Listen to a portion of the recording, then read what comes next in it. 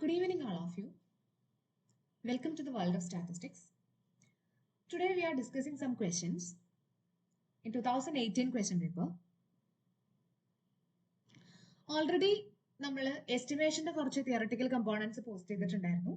അപ്പോൾ കുറെ അധികം ആൾക്കാർ MCQs റിക്വസ്റ്റ് ചെയ്യുന്നുണ്ട്. ഓൾട്ടർനേറ്റീവ് ആയിട്ട് നമുക്ക് ചെയ്യാം, കുറച്ച് ക്വസ്റ്റ്യൻസ് പിന്നെ കുറച്ച് തിയറി അങ്ങനെ ചെയ്യാം എന്നാണ് വിചാരിക്കുന്നത്. അപ്പോൾ ഫസ്റ്റ് ക്വസ്റ്റ്യനിലേക്ക് പോവാം. A major airline company is concerned that its proportion of late arrivals has substantially increased in the past month. Historical data shows that on the average, 18% of the company airplanes have arrived late. In a random sample of 1,240 airplanes, 310 airplanes have arrived late. If we are conducting a hypothesis test of a single proportion to determine if the proportion of late arrivals has increased. അപ്പോൾ ഒരു major airline കമ്പനിയിൽ late അറൈവൽസിന്റെ പ്രൊപ്പോർഷനെ പറ്റിയിട്ടാണ് പറയുന്നത്. Past മന്തിൽ ഒരു substantially increase ഉണ്ടായിട്ടുണ്ട്. ഇനി അവരുടെ കയ്യിലുള്ള ഹിസ്റ്റോറിക്കൽ ഡേറ്റ അനുസരിച്ച് ഒരു average 18% of that has arrived late. 18%ഉം അറൈവ്ഡ് ലേറ്റ് ആണ്. ഇനി റാൻഡം സാമ്പിൾ ഓഫ് ഒരു സാമ്പിൾ നമ്മൾ എടുത്തിട്ടുണ്ട് 1,240 എയർപ്ലെയിൻസ്. അതിലൊരു 310 എണ്ണവും അറൈവ്ഡ് ലേറ്റ് ആണ്. If we are conducting a hypothesis test of a single proportion to determine if the proportion of late arrivals has increased, അങ്ങനെയാണെങ്കിൽ ആ ടെസ്റ്റ് സ്റ്റാറ്റിസ്റ്റിക്കിന്റെ വാല്യൂ ആണ് ചോദ്യം, അല്ലാതെ അതിന്റെ ഫൈനൽ അക്സെപ്റ്റ് ഓർ റിജക്ട് എന്നുള്ള ഒരു ഇന്റർപ്രിട്ടേഷൻ അല്ല ചോദിച്ചിരിക്കുന്നത്. അപ്പൊ ഇങ്ങനെ ഒരു ക്വസ്റ്റ്യൻ കാണുമ്പോൾ നമ്മൾ ആദ്യം നോക്കേണ്ടത് അല്ലെങ്കിൽ ആദ്യം മനസ്സിലാക്കേണ്ടത് ഏത് ടെസ്റ്റിംഗ് ഓഫ് ഹൈപ്പോത്തസിസ് ആണ് ഇവിടെ വരുന്നതെന്നാണ്.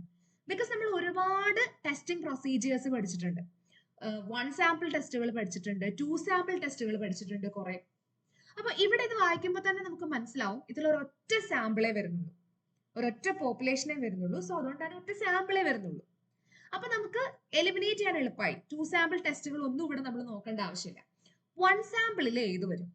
1 സാമ്പിളിൽ നമ്മൾ നോർമൽ ഡിസ്ട്രിബ്യൂഷന്റെ മീൻ ടെസ്റ്റ് ചെയ്യാൻ പഠിച്ചിട്ടുണ്ട്, വേരിയൻസ് ടെസ്റ്റ് ചെയ്യാൻ പഠിച്ചിട്ടുണ്ട്, ഓൾസോ ബൈനോമിയൽ പോപ്പുലേഷന്റെ പ്രൊപ്പോർഷൻ ടെസ്റ്റ് ചെയ്യാൻ പഠിച്ചിട്ടുണ്ട്. പിന്നെ നമ്മൾ മുന്നോട്ട് 1 സാമ്പിളിൽ പഠിച്ചിരിക്കുന്ന കോറിലേഷനും അതും ഇതൊക്കെ ഉണ്ട്. ഇപ്പൊ നമുക്ക് ഇത്രയും നോക്കുമ്പോൾ തന്നെ മനസ്സിലാവും ഇത് എന്തായാലും പ്രൊപ്പോർഷന്റെ കേസാണ്. അപ്പൊ പ്രൊപ്പോർഷന്റെ ടെസ്റ്റ് ആണ് ഇവിടെ വരുന്നത്.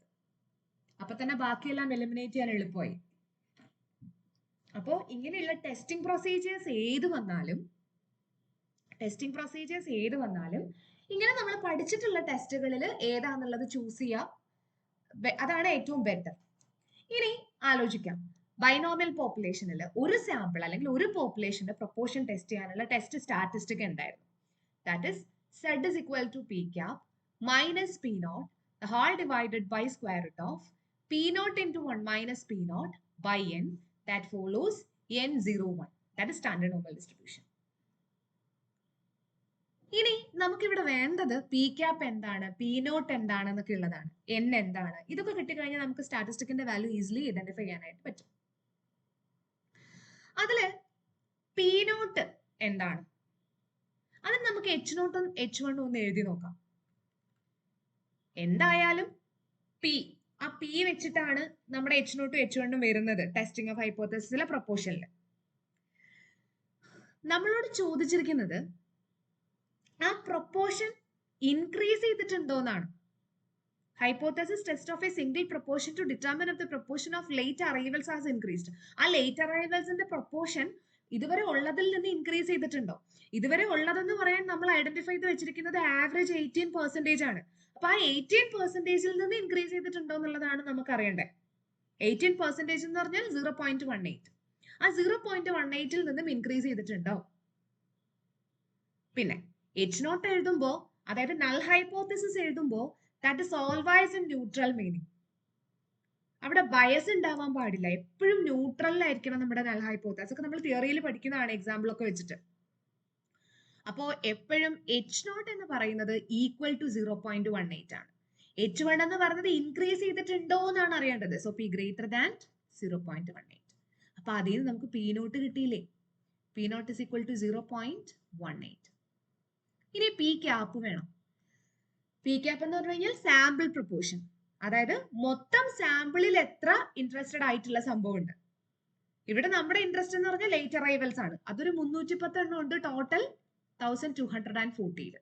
അതിന്റെ വാല്യൂ ഏകദേശം 0.25 വരും. അപ്പൊ പി ക്യാപ്പും കിട്ടി.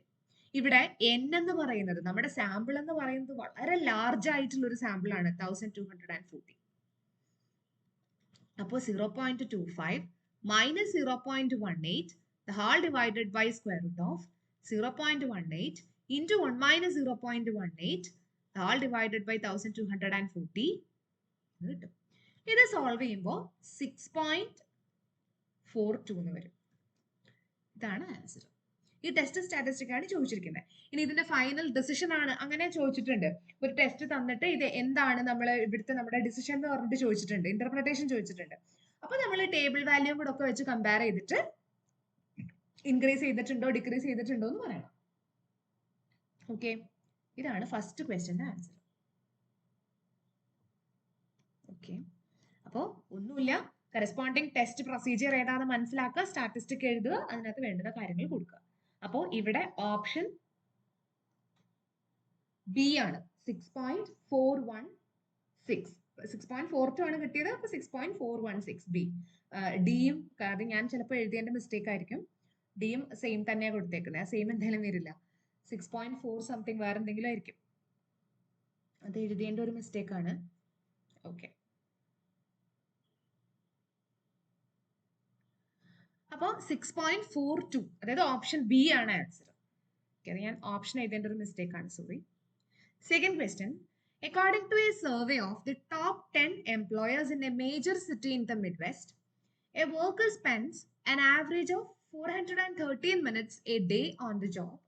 Suppose the standard deviation is 25 minutes and the time spent is approximately a normal distribution. What are the times that approximately 95.45% of all workers will fall?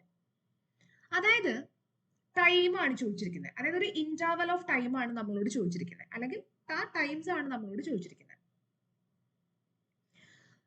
അതായത് ഒരു സർവേ അനുസരിച്ച്, ഒരു 10 എംപ്ലോയീസിന്റെ സർവേ അനുസരിച്ച് A worker spends an average of 413 minute ഒരു ദിവസം ഒരു ജോലിയിൽ ഒരു വർക്കർ സ്പെൻഡ് ചെയ്യുന്നുണ്ട്. അതിന്റെ സ്റ്റാൻഡേർഡ് ഡീവിയേഷൻ 25 മിനിറ്റ്സ് ആണ്. ആ സമയം സ്പെൻഡ് ചെയ്യുന്നത് നോർമൽ ഡിസ്ട്രിബ്യൂഷൻ ആണ് ഫോളോ ചെയ്യുന്നതെന്ന് പറഞ്ഞിട്ടുണ്ട്. അപ്പോ നമുക്കിനി ഇതിന്റെ കഥയൊന്നും ആവശ്യമില്ല. ഇനി നമുക്ക് വേണ്ടത് ഇത് നോർമൽ ഡിസ്ട്രിബ്യൂഷൻ ആണെന്നുള്ള ഒരു ഐഡിയ മാത്രമാണ്. അവിടെ വർക്കറിനോ അതിന്റെ ഒന്നും ആവശ്യം നമുക്കില്ല. അപ്പൊ നോർമൽ ഡിസ്ട്രിബ്യൂഷന്റെ എന്തോ ഒരു സംഭവമാണ് ക്വസ്റ്റ്യൻ. അതിന്റെ സ്റ്റാൻഡേർഡ് ഡീവിയേഷൻ 25 ആണെന്ന് പറഞ്ഞിട്ടുണ്ട്. ആവറേജ് ഓഫ് 413 മിനിറ്റ്സ് എന്ന് പറഞ്ഞിട്ടുണ്ട്. So mu 430 and standard deviation 25. ഇത്രയും കാര്യങ്ങൾ നമുക്ക് എഴുതാലോ. എടുത്ത് തന്നിട്ടുള്ള കാര്യങ്ങൾ എന്തൊക്കെയാണ്? മ്യൂവിന്റെ വാല്യൂ 430, സിഗ്മ 25. ഇനി എന്താ ചോദിച്ചിരിക്കുന്നത്? ആ സമയം നോർമലി ഡിസ്ട്രിബ്യൂട്ടഡ് ആണെങ്കിൽ 95.45% ഓഫ് വർക്കേഴ്സ് ഫോളോ ചെയ്യുന്ന സമയമാണ് ചോദിച്ചിരിക്കുന്നത്. അതായത് ഇത് സിമ്പിൾ ആയിട്ട് പറഞ്ഞു കഴിഞ്ഞാൽ ഒരു എംപിരിക്കൽ റൂൾ ആണ് ക്വസ്റ്റ്യൻ. എംപിരിക്കൽ റൂൾ എന്താന്ന് വെച്ച് കഴിഞ്ഞാൽ ഇത്ര ശതമാനം, അതായത് ആ റൂൾ അനുസരിച്ച് നമുക്ക് അതിനൊരു ക്രൈറ്റീരിയ ഉണ്ട്. 68%, 95.45%, 99.7%, അങ്ങനെ ഒരു 3 പെർസെന്റേജസിൽ ഒരു ക്രൈറ്റീരിയ ഉണ്ട് എംപിരിക്കൽ റൂൾ എന്ന് പറഞ്ഞിട്ട്. അതാണ് ചോദ്യം. അതായത് when a data set follows a normal distribution, ഒരു ഡേറ്റ സെറ്റ് നോർമൽ ഡിസ്ട്രിബ്യൂഷൻ ആണ് ഫോളോ ചെയ്യുന്നതെങ്കിൽ എംപിരിക്കൽ റൂൾ അനുസരിച്ച് how data is spread around the mean, ഒരു സ്റ്റാൻഡേർഡ് ഡീവിയേഷനും ഒരു മീനിന് ചുറ്റും എത്ര പെർസെന്റേജ് ഓഫ് അല്ലെങ്കിൽ എത്രത്തോളം ഡേറ്റ സ്പ്രെഡ് ആവുന്നുണ്ട് എന്ന് നോർമൽ ഡിസ്ട്രിബ്യൂഷനിൽ ഒരു എംപിരിക്കൽ റൂള് പറയുന്നുണ്ട്. അതിലെ 95.45% ആണ് നമ്മളോട് ചോദിച്ചിരിക്കുന്നത്. ആ റൂൾ എന്താന്ന് വെച്ച് കഴിഞ്ഞാൽ ഒരു സ്റ്റാൻഡേർഡ് ഡീവിയേഷനും ഒരു മീൻ വാല്യൂവിനും spread around the mean using the standard deviation sigma, ഒരു സ്റ്റാൻഡേർഡ് ഡീവിയേഷൻ സിഗ്മ ഉപയോഗിച്ച് ഒരു മീനിന് ചുറ്റും 68% ഓഫ് ഡേറ്റ ആണ് ഫോളോ ചെയ്യുന്നതെങ്കിൽ 68% of data falls within one standard deviation, that is mu plus or minus 1 sigma.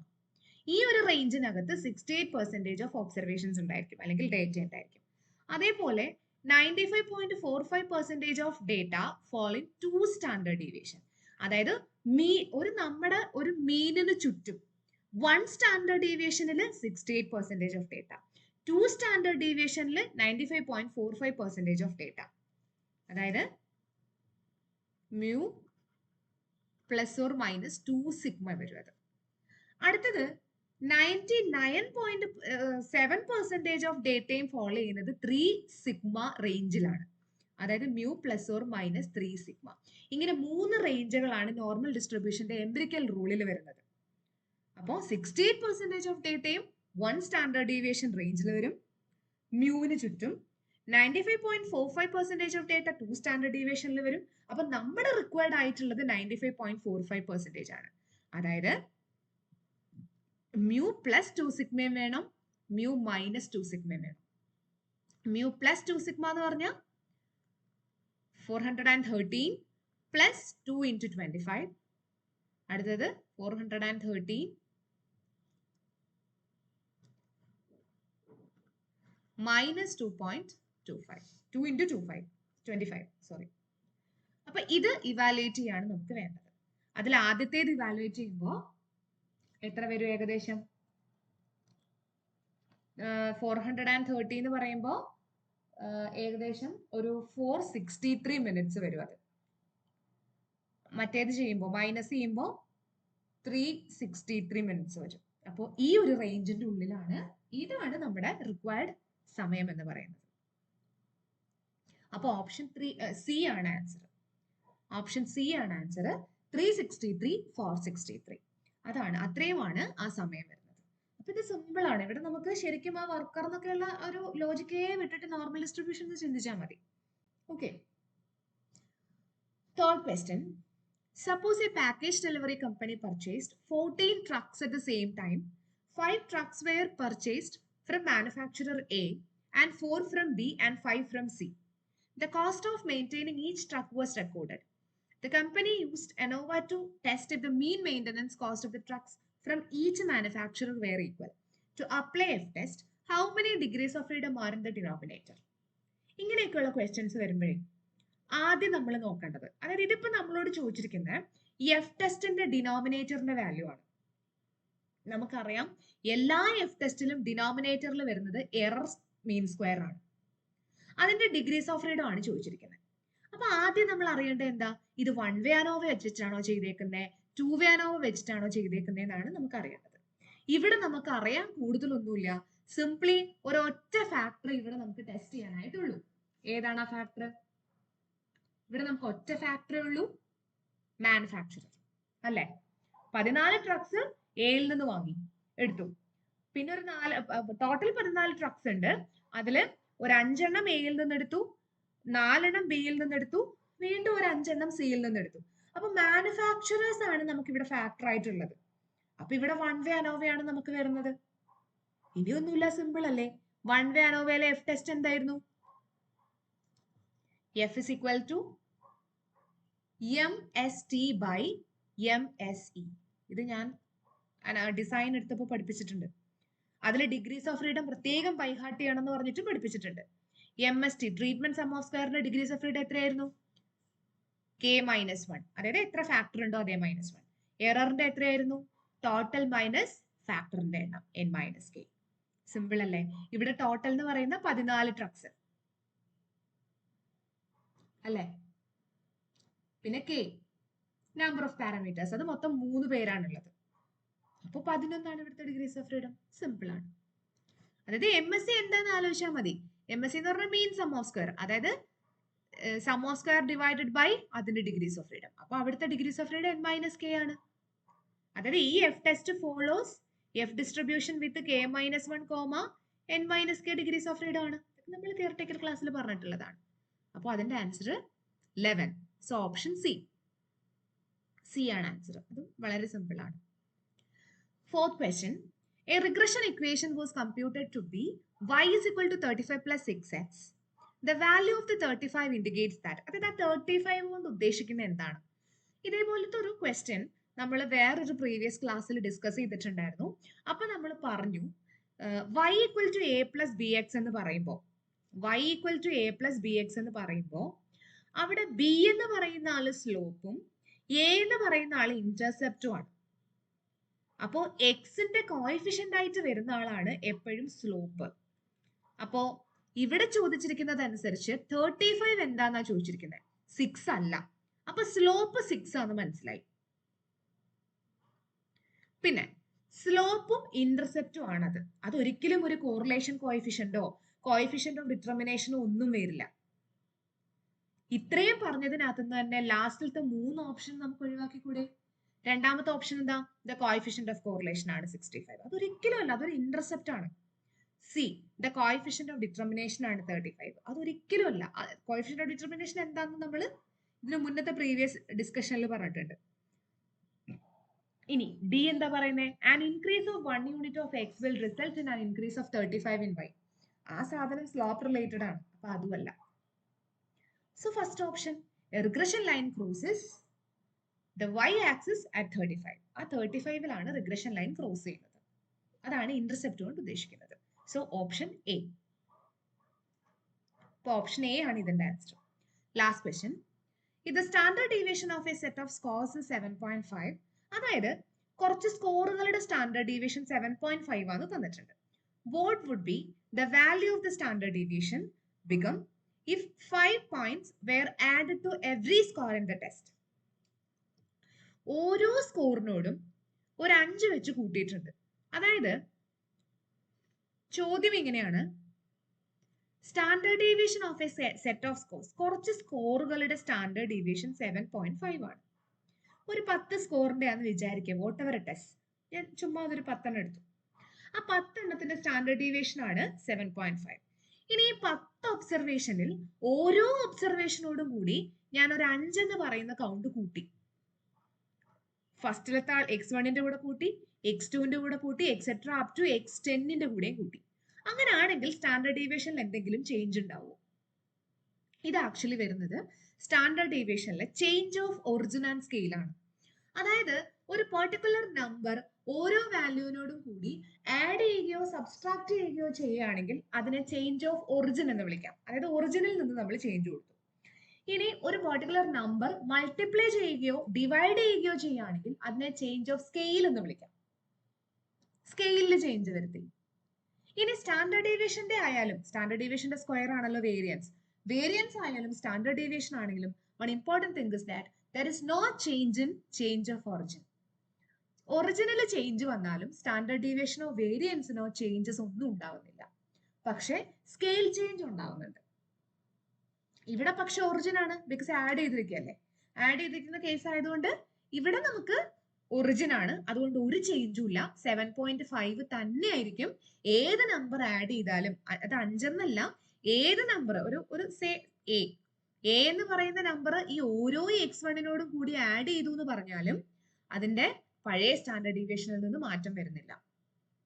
പക്ഷെ സ്കെയിൽ ചേഞ്ച് ആണെങ്കിൽ എന്ത് സംഭവിക്കും? Standard deviation of new number, അതായത് ആഡ് ചെയ്തതിന് ശേഷം കിട്ടുന്ന നമ്പറിന്റെ സ്റ്റാൻഡേർഡ് ഡീവിയേഷൻ എന്ന് പറയുന്നത് A into standard deviation of പഴയ എക്സുകളുടെ, ആദ്യം ഉണ്ടായിരുന്ന നമ്പറുകളുടെ സ്റ്റാൻഡേർഡ് ഡീവിയേഷൻ. അതായത് ആ ഏത് നമ്പറാണോ ഓരോ നമ്പറിനെയും കൂടെ മൾട്ടിപ്ലൈ ചെയ്തത്, ആ നമ്പർ ടോട്ടൽ ഒന്ന് മൾട്ടിപ്ലൈ ചെയ്താൽ മതി. അതിൻ്റെ ഒരു ക്ലാസ് നമുക്ക് ഇടാം. അത് ഒരാൾ റിക്വസ്റ്റ് ചെയ്തിട്ടുണ്ടായിരുന്നു, കമന്റിൽ ഉണ്ടായിരുന്നു, നമുക്ക് ചെയ്യണം, അതിൻ്റെ ഒരു വീഡിയോ ചെയ്യാം. അപ്പോൾ ഇതാണ് ഇവിടെ സംഭവിക്കുന്നത്. ചേഞ്ച് ഓഫ് ഒറിജിന് ചേഞ്ച് ഒന്നുമില്ല, പക്ഷെ സ്കെയിൽ ചേഞ്ചസ് ഉണ്ടാവുന്നുണ്ട്. അപ്പൊ ഇവിടെ നമുക്ക് there is no change, that is stay the same. Option D ആണ് ആൻസർ. സെയിം അങ്ങനെ തന്നെ നിൽക്കും. അതിപ്പോ ബൈ ഹാർട്ട് ചെയ്ത് വെച്ചോ. സ്റ്റാൻഡേർഡ് ഡീവിയേഷന് ഒറിജിൻ ചേഞ്ച് ഇല്ല, സ്കെയിൽ ചേഞ്ച് ആണുള്ളത്. സ്കെയിൽ ചേഞ്ച്, ഇതിപ്പോ സ്കെയിൽ ചേഞ്ച് ആയിരുന്നു ചോദിച്ചിരുന്നെങ്കിൽ 5 ഇൻറ്റു 7.5 ചെയ്താൽ മതിയായിരുന്നു. 5 ഇൻറ്റു 7.5. അതിപ്പോ വേരിയൻസിലാണ് ചോദിക്കുന്നതെങ്കിൽ 5 സ്ക്വയർ ഇൻറ്റു 7.5, ബിക്കോസ് സ്റ്റാൻഡേർഡ് ഡീവിയേഷന്റെ സ്ക്വയർ ആണല്ലോ വേരിയൻസ്. ആ ഒരു ചേഞ്ച് അവിടെ സംഭവിക്കുന്നുള്ളൂ. അപ്പോൾ ഒന്നാമത്തെ ഓപ്ഷൻ ബി, രണ്ടാമത്തെ ഓപ്ഷൻ സി, മൂന്നാമത്തെ ഓപ്ഷൻ സി, നാലാമത്തെ ഓപ്ഷൻ എ, ലാസ്റ്റത്തെ ഓപ്ഷൻ ഡി. ഇതാണ് കറക്റ്റ് ആൻസേഴ്സ്. ഓക്കെ, അപ്പോൾ എന്തെങ്കിലും ഡൗട്ട്സ് ഉണ്ടെങ്കിൽ, കൺഫ്യൂഷൻസ് ഉണ്ടെങ്കിൽ കമന്റ് ബോക്സിൽ ചോദിക്കാം. പറഞ്ഞതിൽ എന്തെങ്കിലും മിസ്റ്റേക്ക് വന്നിട്ടുണ്ടെങ്കിലും കമന്റ് ബോക്സിൽ നിങ്ങൾക്ക് അത് മെൻഷൻ ചെയ്യാം. ഓക്കെ, അപ്പോൾ okay, thank you for watching and wait for the next video.